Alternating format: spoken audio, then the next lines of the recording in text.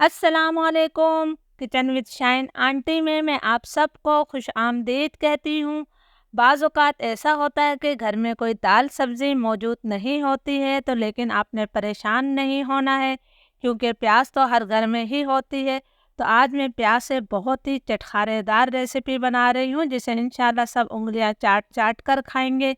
इसके लिए मैंने 3 दरमियाने साइज़ की प्याज ली है और इनका छिलका हमने उतार लिया है। तो सबसे पहले प्याज को हमने 2 हिस्सों में तकसीम करना है। प्याज को मैंने 2 हिस्सों में तकसीम कर लिया है। अब मैं इसे रफली मोटा मोटा सा काट लूँगी। आपने इसे बहुत ज़्यादा बारीक नहीं काटना है। ये देखिए, कम से कम आपने इतना मोटा लाजमी रखना है। इस तरह मैं तमाम प्याज को काट लेती हूँ।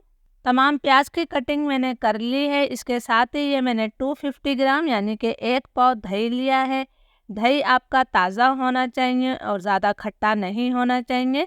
दही को मैं अच्छी तरह से फेंट लेती हूँ ताकि इसमें किसी किस्म की कोई गुठली ना रहे। दही को मैंने अच्छी तरह से फेंट लिया है। तो अब हम एक मसाला तैयार करेंगे। अब हम एक मसाला बनाएंगे। इसके लिए मैंने 1 चाय का चम्मच ऊपर तक भरकर धनिया पाउडर लिया है। 1 चाय का चम्मच ही मैंने लाल मिर्चों का पाउडर लिया है। 1/4 टीस्पून में इसके अंदर हल्दी पाउडर शामिल कर रही हूँ। 1 चाय का चम्मच में इसके अंदर कसूरी मेथी डाल देती हूँ। अब हमने इसके अंदर तकरीबन 1/4 कप पानी शामिल कर देना है और इन मसालों को अच्छी तरह से मिक्स कर लेना है। नमक हमने अभी शामिल नहीं किया है, नमक का इस्तेमाल हम आखिर में करेंगे। मसाले जब अच्छी तरह से फूल जाते हैं तो बहुत अच्छी तरह से पकते हैं। मसाला हमारा तैयार है। दही प्याज की बहुत ही मज़ेदार रेसिपी बनाने के लिए मैंने 3 खाने के चम्मच तेल लिया है। तेल की मिकदार आप अपनी मर्ज़ी से कम या ज़्यादा कर सकते हैं। तेल को मैं गरम कर लेती हूँ। तेल गरम हो गया है तो मैं इसके अंदर 1 चाय का चम्मच सफ़ेद ज़ीरा शामिल कर रही हूँ।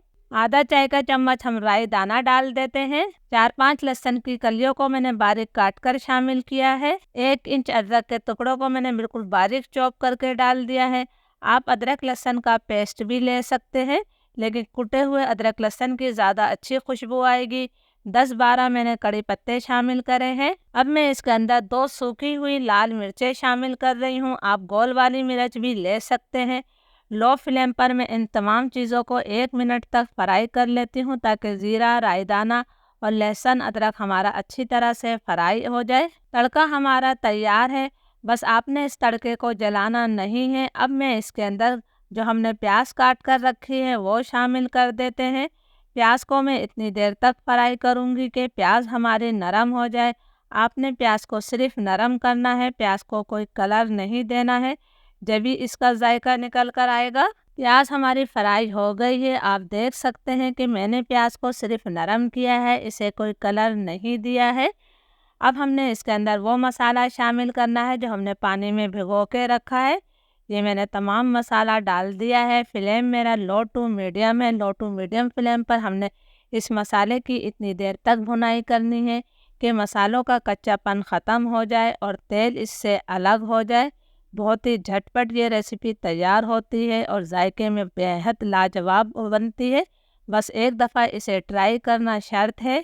मसाला हमारा अच्छी तरह से भुन गया है और तेल इससे अलग हो गया है। तो अब फ्लेम में बिल्कुल लो कर रही हूँ। लो फ्लेम करके हमने इसके अंदर तमाम दही शामिल कर देना है। ये मैंने दही डाल दिया है। अब आपने मुसलसल चम्मच चलाते हुए इस दही को इतनी देर तक पकाना है कि इसका पानी खुश्क हो जाए और तेल इससे अलग हो जाए। चम्मच आपने मुसलसल चलाना है ताकि दही फटे ना।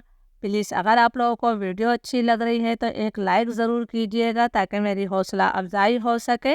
दही की मैंने अच्छी तरह से भुनाई कर ली है। आप देख सकते हैं कि दही का पानी खुश्क हो गया है और तेल इससे अलग हो गया है। आपने इसको मुकम्मल तौर पर ड्राई नहीं करना है। अब मैं इसके अंदर 1 चाय का चम्मच नमक शामिल कर रही हूँ। 2 हरी मिर्चों को मैंने काट कर डाल दिया है। इसके साथ ही हम इसके अंदर थोड़ा सा बारीक कटा हुआ हरा धनिया डाल देते हैं। इसे भी मैं अच्छी तरह से मिक्स कर देती हूँ। ज़रूर इस रेसिपी को ट्राई कीजिएगा, बहुत ज़्यादा ये मज़े की बनती है। चूल्हा अब मैं बंद कर रही हूँ और 2 मिनट के लिए हम इसे ढक देंगे। फिर 2 मिनट बाद मैं इसे सर्व करूँगी। अल्हम्दुलिल्लाह हमारी बहुत ही मज़ेदार दही प्याज की सब्ज़ी तैयार है। आप इसे गर्मा-गर्म चपाती या पराठों के साथ खा सकते हैं। उबले हुए चावलों के साथ भी ये बहुत मज़े की लगती है। रेसिपी अच्छी लगे तो लाइक और शेयर ज़रूर कीजिएगा। इजाज़त दीजिए, अल्लाह हाफ़िज़।